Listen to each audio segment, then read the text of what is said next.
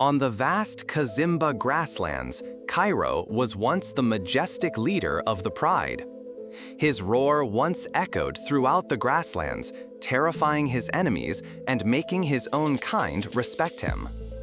But time spares no one, and Cairo is now an old male lion with a dark mane streaked with silver. A large abscess on his left shoulder causes him pain every day.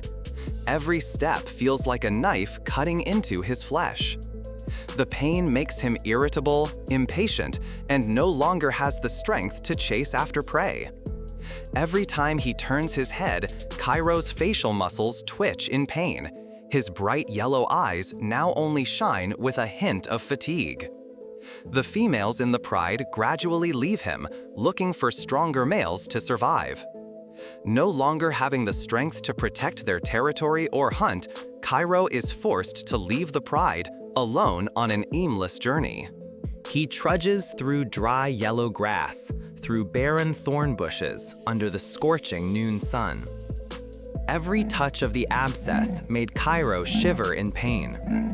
Hungry, thirsty, and lonely, he kept going, as if searching for something vague, hope. Several times he stopped under the shade of a tree, gasping for breath, but then he struggled to his feet and continued unsteadily. Finally, through the dust, Cairo saw the iron fence of the Kazimba Reserve. The cold steel glinted in the sunlight like a fragile sign of salvation. He tried to walk a few more meters, but then collapsed beside the fence, completely exhausted. No longer having the strength to roar for help, he just lay still, eyes half closed in the fading afternoon light. A chance to live was right before his eyes, but would humans be able to recognize it in time? The next morning, Rangers Michael Okafor and Joseph Chirwa patrolled the reserve fence as usual. They chatted about the tracks of the new herd of antelope that had appeared the night before. Suddenly, Joseph stopped, pointing to a mass of dark blonde fur at the edge of the fence. As they approached, they realized it was a large male lion lying motionless. Their wary instincts made them both slowly approach, clutching their tranquilizer guns. But after a few seconds of observation, they knew the animal was no longer capable of fighting back. Its half-closed eyes, weak breathing, and slow heartbeat signaled that its life was fading. When they gently turned Cairo's left shoulder, they saw a large, festering abscess that smelled terribly of pus. Michael immediately contacted the center, requesting that an emergency medical kit be brought over immediately. Joseph sat down next to Cairo, placing his hand on his chest to feel his faint breathing. "We don't have much time," Michael said, his voice urgent. A few minutes later, the support team arrived with anesthetic syringes, medical knives, IV bags, and antiseptic solution. Joseph gently stroked Cairo's spine, both to reassure him and to check for other injuries. Michael prepared the anesthetic, determining a safe injection site in the calf of his back. As the drug began to take effect, Cairo fell into a deep sleep, his breathing steady. Joseph used a medical knife to lightly cut open the red, swollen skin of the abscess. A thick, yellow pus immediately flowed out, the pungent smell making them hold their breath. Michael used a faucet to rinse off the pus. Each layer of necrosis inside was carefully scraped away. The operation took more than 30 minutes because the abscess had penetrated deep into the tissue. Joseph kept cleaning it, while Michael pumped saline to remove bacteria. When the wound was completely clean, Michael injected broad-spectrum antibiotics into the vein. They administered IV fluids to replenish water and electrolytes, then injected drugs to aid recovery. Joseph temporarily sutured the incision with specialized thread. Michael disinfected it one last time. They knew if they had waited a few more hours, Cairo would have had no chance. Joseph wrapped a bandage tightly around his shoulder and placed antibacterial gauze on it to prevent infection. When the support team arrived with the stretcher, they gently lifted Cairo, secured him, and took him back to the semi-wild enclosure. The road back was long and bumpy.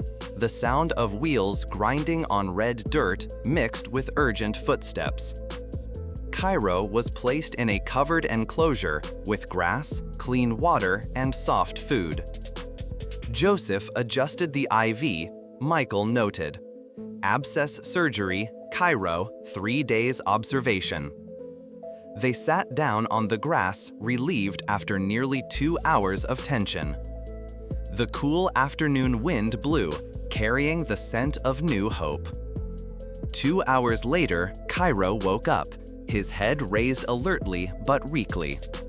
His eyes looked around the unfamiliar space, then stopped at the cool water trough. Joseph gently placed a tray of soft meat in front of the cage. Michael stood outside the fence, waiting for a reaction. After a few minutes of hesitation, Cairo lowered his head and ate each piece slowly. The joy was evident on the faces of the 2 rangers when he saw him eating again. Every day they changed the bandage, disinfected, and checked the wound. A week later, the wound was dry. New skin began to cover the surgical edge. The bandage was removed to expose the wound to air, healing naturally. Cairo was able to stand up and walk around the cage, his left shoulder moving more gently. Joseph said softly, "He will be fine." Michael nodded. He was king. He will return. In the following days, Cairo ate well. His eyes were brighter, his steps were more determined. He began to growl softly whenever he heard a noise, his leadership instincts returning. 15 days later, under the soft golden light of dawn, the gate of the cage opened. Cairo walked out, majestic and silent, as if he had never fallen. In the distance, the old pride of lions was foraging near the edge of the forest, perhaps recognizing the familiar scent. Cairo stopped, his head held high, his eyes shining with pride. Michael and Joseph stood watching, their hearts filled with pride and relief. They knew they had done the right thing, not only saving a lion, but also preserving an icon. Kazimba Nature Reserve has another wonderful story of humanity and wildlife. And somewhere, among the wind and the grass, Cairo's roar will echo again like a silent thank you.